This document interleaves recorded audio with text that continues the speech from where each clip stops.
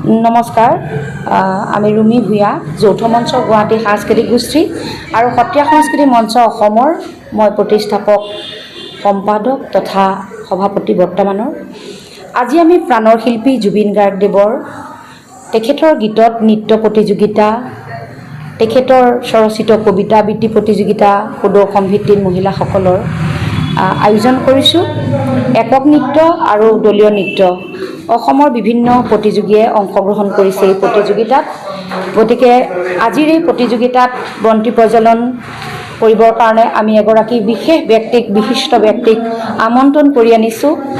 তেখেত হৈছে আমাৰ শ্ৰদ্ধাৰ অঞ্জুমা আহমেদ বাইদেউ, এগৰাকী সমাজ সেৱিকা, আৰু চাৰিগৰাকী বিচাৰকে আজি বিচাৰ কৰিব। এগৰাকী তেখেত সাহিত্য সমালোচক শ্ৰদ্ধাৰ শ্ৰীযুত বিপুল শৰ্মা ডাঙৰীয়াদেৱ, লগতে আছে শ্ৰীযুতা সুৰঞ্জনা কলিতা, কবিতা আবৃত্তি প্ৰতিযোগিতাৰ বিচাৰক। দুগৰাকী নৃত্যশিল্পী আহিছে আমাৰ মাজলৈ বিচাৰক হিচাপে, এগৰাকী সত্ৰীয়া গুৰু শ্ৰীযুতা সীতাৰাণী হাজৰিকা আৰু শ্ৰীযুতা নিৰ্মালী বৰা, দুয়োগৰাকী নৃত্যশিল্পী। গতিকে অনুষ্ঠিত হৈ থকা এই আমাৰ সুন্দৰ অনুষ্ঠানটিত তেওঁলোকে বিচাৰ কৰি আছে, আৰু আজিৰ এই বিচাৰকসকলৰ বিচাৰে আমাক জুবিন গাৰ্গদেৱৰ প্ৰতিযোগিতাৰ মানদণ্ড বহুত উচ্চ স্তৰলৈ নিব বুলি আমি আশা ৰাখিছোঁ প্ৰতিযোগীসকলৰ মাজত। গতিকে আপোনালোকেও আমাক সহায় সহযোগিতা আগবঢ়াইছে, আপোনালোক আহিছে। গতিকে আমি আপোনালোককো মঞ্চৰ তৰফৰ পৰা ধন্যবাদ জ্ঞাপন কৰিছোঁ। মঞ্চৰ প্ৰতিগৰাকী বিষয়ববী আৰু সদস্যই আমাৰ জুবিন গাৰ্গদেৱক, আমাৰ প্ৰাণৰ শিল্পীগৰাকীক সকলোৱে আমি আজি শ্ৰদ্ধাঞ্জলি জ্ঞাপন কৰিছোঁ। আমি সভাপতি হিচাপে তেখেতৰ বন্তি প্ৰজ্বলনেৰে প্ৰজ্বলকগৰাকীৰ লগত তেওঁক আমি আমাৰ নিজৰ হৃদয়ৰে যিখিনি আমি তেওঁক জনাব পাৰোঁ সেইখিনি গভীৰভাৱে আমি আজি জনাইছোঁ। আমাৰ অনুষ্ঠানটি 3 দিনীয়াকৈ হৈ আছে। গতিকে আমাৰ গীত প্ৰতিযোগিতা হৈ গ'ল 17 তাৰিখে, মে'ৰ 17 তাৰিখে হৈ গ'ল। এতিয়া আজি 30 মে', আজি হ'ব এয়া আপোনালোকে দেখিছে হৈ আছে আমাৰ নৃত্য আৰু কবিতা আবৃত্তি প্ৰতিযোগিতা, আৰু অহাকালিলৈ আমাৰ মূল সভাখন আছে, পুৰস্কাৰ বিতৰণ। অনুষ্ঠানটো এনে আমাৰ আপোনালোকৰ এই বছৰে পাতিছেনে আৰু আগন্তুক দিনতো আপোনালোকে পাতিছে? আমি আগন্তুক দিনত আমি বহুত অনুষ্ঠান পাতি আহিছোঁ। এইবছৰ আমি জুবিন গাৰ্গদেৱৰ এতিয়া পাইছোঁ, কিয়নো জুবিন গাৰ্গদেৱ আমাৰ মাজৰ পৰা শিল্পীগৰাকী, আমাৰ প্ৰাণৰ শিল্পীগৰাকী হেৰুৱা আজি 7 মাহ হৈছে। গতিকে তেখেত হেৰুৱাত আমি অত্যন্ত দুখিত। আমি বহুত শোকত আমাৰ অসমখনে ম্ৰিয়মান হৈ আছোঁ। তেওঁৰ ন্যায় আমি বিচাৰি আছোঁ সকলোৱে। গতিকে তেওঁৰ ন্যায় পালেহে আমি আচলতে অকণমান চাগে সকলোৱে এই 3,30,00,000 জনতাই অন্তৰত চাগে অকণমান শান্তি পাব। তেখেতৰ অনুপস্থিতিত আমি কোনেও থাকিব পৰা নাই, আজিও কোনো শান্তিত থাকিব পৰা নাই। গতিকে তেওঁক আমি জীয়াই ৰাখিবলৈ হ'লে তেওঁৰ সৃষ্টিৰ আজি আমি সদায় চৰ্চা কৰি যাব লাগিব। সেয়েহে সেই হিচাপে আমি আচলতে চৰ্চা কৰিছোঁ আজি। এয়া আমাৰ মাজত প্ৰতিযোগীসকলৰ চৰ্চাহে।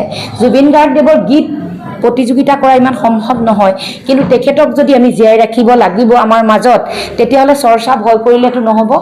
সেয়েহে আমি আচলতে ভাবিলোঁ নহ'ব, আমি প্ৰতিযোগিতা আগতেও আমাৰ ডক্টৰ ভূপেন হাজৰিকাদেৱৰ প্ৰতিযোগিতা বা আমাৰ যিমানখিনি বাৰেণ্য শিল্পী আছে আমি প্ৰতিযোগিতা কৰি আহিছোঁ।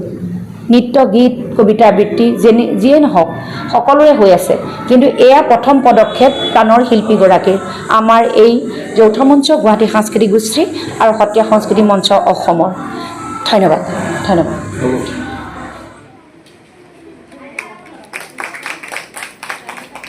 এই অনুষ্ঠানৰ পিছৰ কাৰ্যসূচী আমি বাইদেউলৈ আগবঢ়াই দিছোঁ।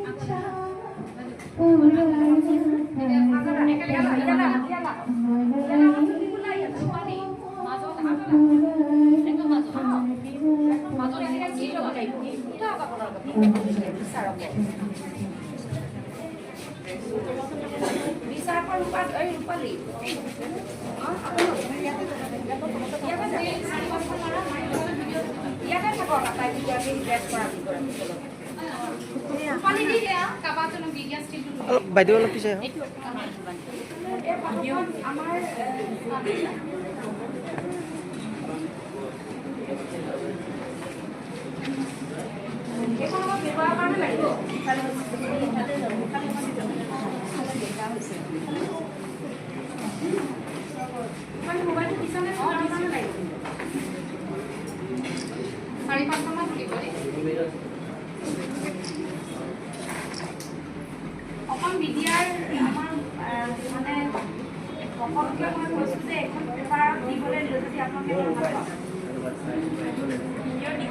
আমাৰ শ্ৰদ্ধাৰ মৰমৰ এগৰাকী নৃত্য গুৰু শ্ৰীযুতা সীতাৰাণী হাজৰিকা তেখেতক মঞ্চলৈ উপস্থিত হোৱা এগৰাকী নৃত্যশিল্পী তেখেতৰো কৈ শেষ কৰিব নোৱাৰিম নিৰ্মালী বৰাকো আমি মঞ্চলৈ আমন্ত্ৰণ জনাইছোঁ।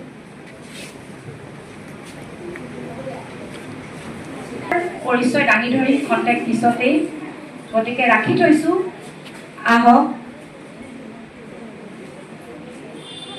আমি প্ৰথমে এয়া বিপুল শৰ্মা দাক আমাৰ শ্ৰদ্ধাৰ শ্ৰীযুত বিপুল শৰ্মা ডাঙৰীয়া দেৱক এখনি গোলাম গামোচাৰে সম্বৰ্ধনা জ্ঞাপন কৰিব খুজিছোঁ আৰু এই গোলাম গামোচাখন মঞ্চৰ সভাপতিয়ে তেখেতক জ্ঞাপন কৰিব।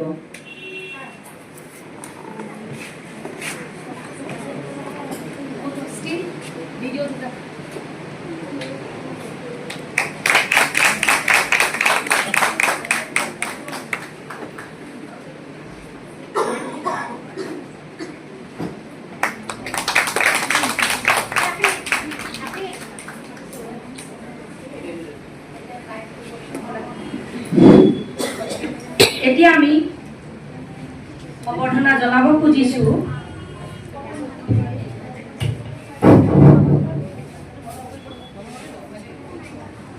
এতিয়া আমি সম্বৰ্ধনা জ্ঞাপন কৰিব খুজিছোঁ এগৰাকী সত্ৰীয়া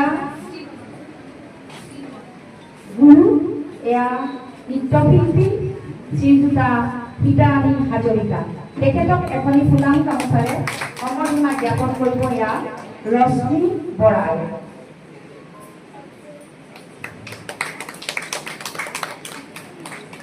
ইয়াৰ পিছতে আমি আগবাঢ়িছোঁ এগৰাকী বিচাৰক, যিগৰাকী নৃত্যৰ বিচাৰক, এয়া শ্ৰীযুতা নিৰ্মালী বৰা।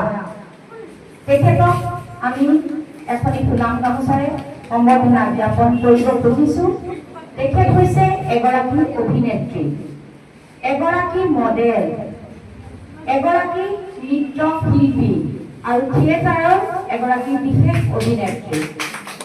আমাৰ মাজত এই বিশেষ আমাৰ বিচাৰকসকলক পাই আমি পৰম সন্তোষ লাভ কৰিছোঁ। কৈছোঁৱেই মই আমাৰ শ্ৰীযুত বিপুল শৰ্মা দা হাজৰিকা ডাঙৰীয়া দা মোৰ আচলতে দাদা। মই কওঁতে বাৰে বাৰে মোৰ যে খেলি মেলি হৈ আছে, মোৰ একে নিজৰ আত্মীয়, মানে মোৰ নিজৰ মাৰ যেন দাদা এনেকুৱা লাগে। যেতিয়াই মই কিবা শব্দৰ বিপদ হয় লগে লগে ফোন কৰোঁ, মোক এইটো কৈ দিয়কচোন, য'তেই নাথাকক। তেওঁ ইমান বিজি, মই এই শব্দটোৰ অৰ্থ বিচাৰি পোৱা নাই, কণ্ট্ৰভাৰ্চিয়েলি হৈছে, কি কৰিম এতিয়া? গতিকে লগে লগে উত্তৰটো পাওঁ আমাৰ শ্ৰদ্ধাৰ বিপুল শৰ্মা ডাঙৰীয়া দেৱৰ ওচৰত। আৰু সকলোৱে পায় সাহিত্য জগতখনত তেখেতৰ অবাধ বিচৰণ। লগতে আমাৰ শ্ৰদ্ধাৰ সীতাৰাণী হাজৰিকা বাইদেউ সকলোৱে জানে এগৰাকী বিশেষ সত্ৰীয়া নৃত্যগুৰু। ভাল লাগে আমাৰ। আৰু এতিয়া এয়া আমাৰ শ্ৰদ্ধাৰ মৰমৰ নিৰ্মালী বৰা, কৈয়ে দিলোঁ তেখেতৰ বিষয়ে। গতিকে তেখেতক এখনি ফুলাম গামোচাৰে সম্বৰ্ধনা জনাব আমাৰ ৰূপৰেখা এয়া বৰাই।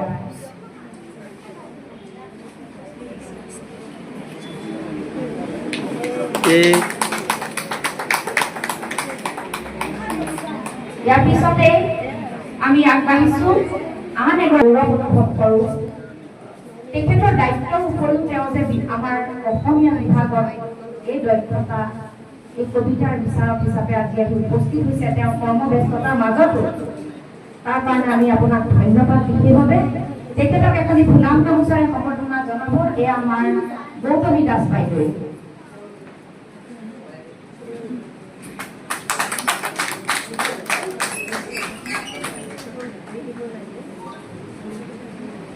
খন্তেক পিছতেই আমি আচলতে অনুষ্ঠান আৰম্ভ কৰিম, কাৰণ মাজে মাজে আমাৰ বাকী